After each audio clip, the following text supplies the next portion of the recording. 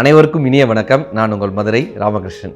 இன்னைக்கு கிடைத்த இந்த நாளை நல்ல ஒரு அறிவு சார்ந்த ஒரு சிந்தனையோடு, வாழ்வியல் சார்ந்த ஒரு சிந்தனையோடு நம் குழந்தைகளுக்கு மிக முக்கியமான விஷயங்களை கற்றுக் கொடுப்பதன் மூலமாக இந்த நாளை இனிய நாளாக மாற்றிவிட மாட்டோமா என்கிற ஒரு மிகப்பெரிய முயற்சி தான் இந்த நிகழ்ச்சியினுடைய ஒரு மாபெரும் நோக்கமே.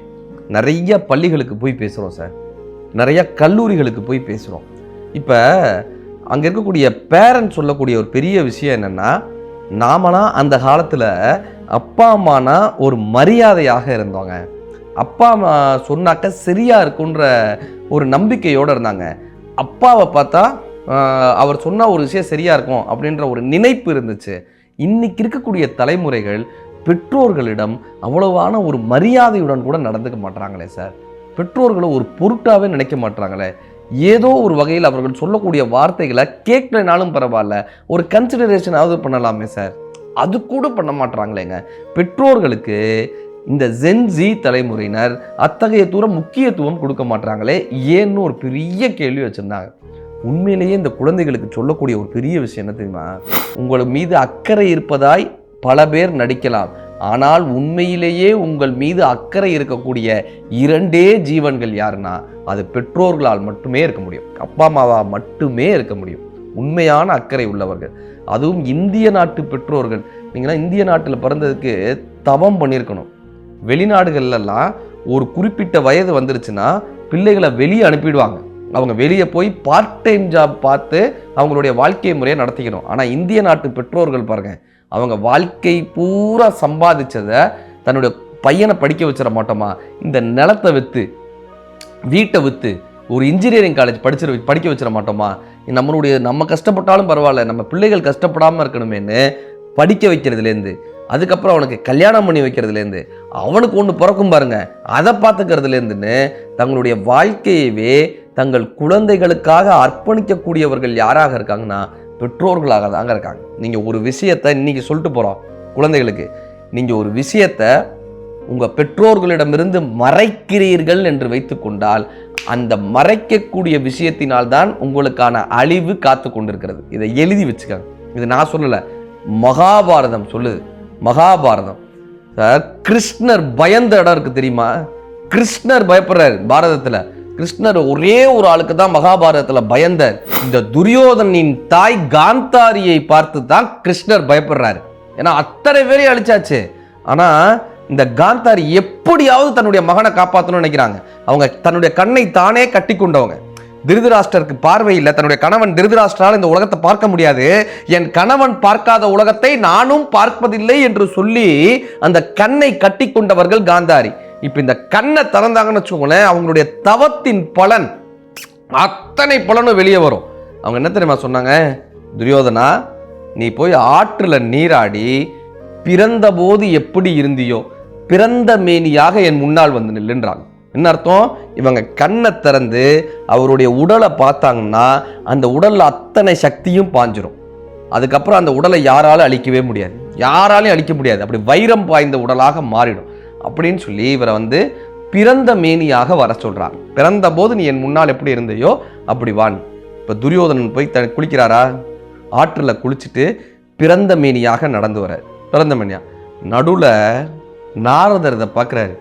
துரியோதனா, நீ ஒரு நாட்டினுடைய அரசன்யா, நீ எவ்வளோ பெரிய படை வீரன்யா, நீ எவ்வளோ பெரிய ஆளியா, போரில் தோக்க போகிறோன்றதுக்காக இப்படியா ரோட்டில் நடக்கிறது? பிறந்த மேனியாவா ஒரு அரசன் நடக்க முடியும்? இப்படியா நடக்க முடியும்? என்னை மாதிரி வேற யாராவது பார்த்தாங்கன்னா உன்னை என்னையா நினைப்பாங்க? இந்தா அப்படின்னு ஒரு வாழை இலையை எடுத்து வாழை இலையை இடுப்பில் கட்டி விட்டுரு. வாழை இலையை கட்டிட்டு துரியோதன் நின்னானா, காந்தாரி முன்னாடி நின்னானா, காந்தாரி கண்ணை திறந்தாங்க.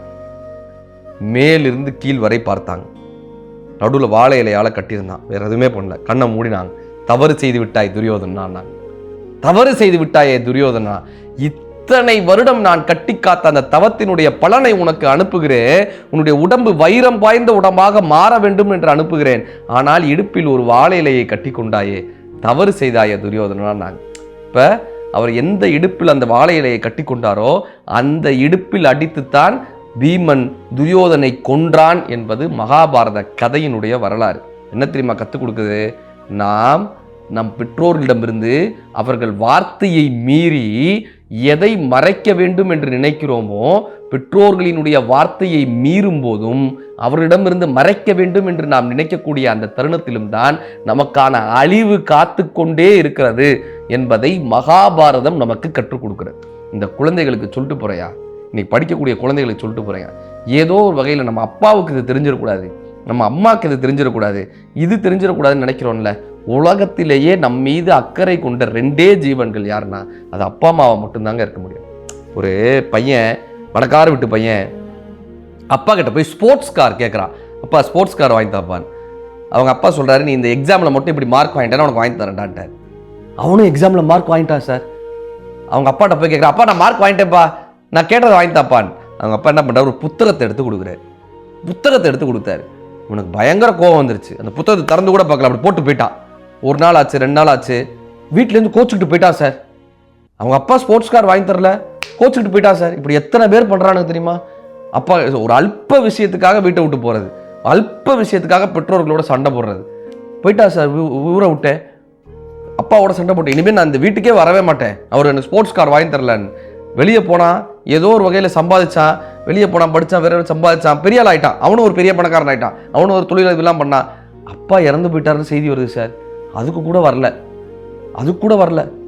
என்னமோ ஒரு கோவம் அப்பா மேலே, அது கூட வரல. அப்பாவோட இறுதி கடிதத்துக்கு கூட வரல. இப்போ இவன் கல்யாணம் ஆச்சு, இவனுக்கு ஒரு பையன் பிறந்தானா, இவன் அப்பாவானானா, இவன் அப்பா ஆனதுக்கப்புறம் தான் தன்னுடைய அப்பா யாருன்னு அவனுக்கு புரியுது. தான் அப்பா எவ்வளோ கஷ்டப்பட்டாலும் புரியுது. கிராமத்துக்கு போகிறான் சார், அவங்க அப்பா பார்க்கணுன்றக்காக அவங்க அப்பாவுடைய ஃபோட்டோ பெருசாக மாட்டி வச்சுருக்காங்க.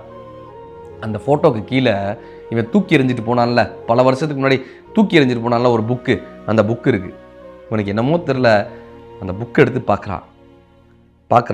கடைசி பக்கத்தில்ங்க அந்த ஸ்போர்ட்ஸ் கார் வாங்கினதுக்கான பில்லு இருக்குது. கடைசி பக்கத்தில் அதுக்கான பில்லு இருக்குது. என்ன தெரியுமா, அவர் அன்றைக்கே அதை வாங்கியிருக்காரு. வாங்கி அதை ஒரு புத்தகத்தில் வச்சு கொடுத்துருக்காரு. நம்மளால் அந்த புத்தகத்தை திறக்கவே இல்லை, அப்பாவோட பேசவும் இல்லை, கோச்சிக்கிட்டு போயிருக்கான். அந்த காலத்தில் தேடி கண்டுபிடிக்கவும் முடியல. கடைசியில் வாழ்க்கையில் அப்பாவையும் இழந்து, தன்னுடைய கனவுகளையும் இழந்து, அத்தனை வருடங்களையும் இழந்தது மட்டும்தான் மிச்சமாக இருந்திருக்கு. தேவையில்லாத கோபத்தினால அந்த வீட்டில் அந்த ஸ்போர்ட்ஸ் கார் ஒரு மூலையில் அப்படியே ஒரு குப்பை படிந்து யாரும் பயன்படுத்தாமல் மூலையில் நின்று கொண்டிருந்ததுன்னு இந்த கதையை முடிச்சிருப்பாங்க. என்ன தெரியுமா சார் அர்த்தம்?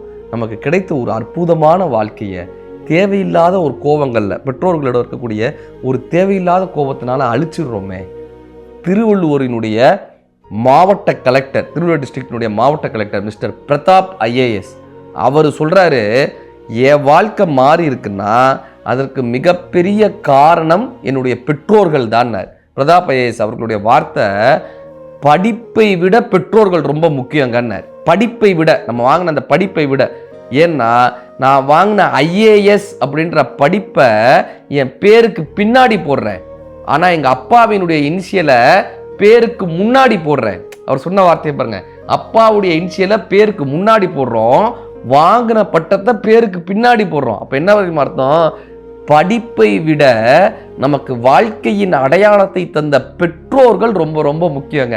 நான் தான் எங்கள் வீட்டில் ஃபர்ஸ்ட் கிராஜுவேட், நான் படிக்கணும்னு எங்கள் அப்பா அவ்வளோ போராடினாரு. ஃபர்ஸ்ட் கிராஜுவேட், 21 வயசில் ஐஏஎஸ் ஆஃபீஸராக இருக்காரு சார்.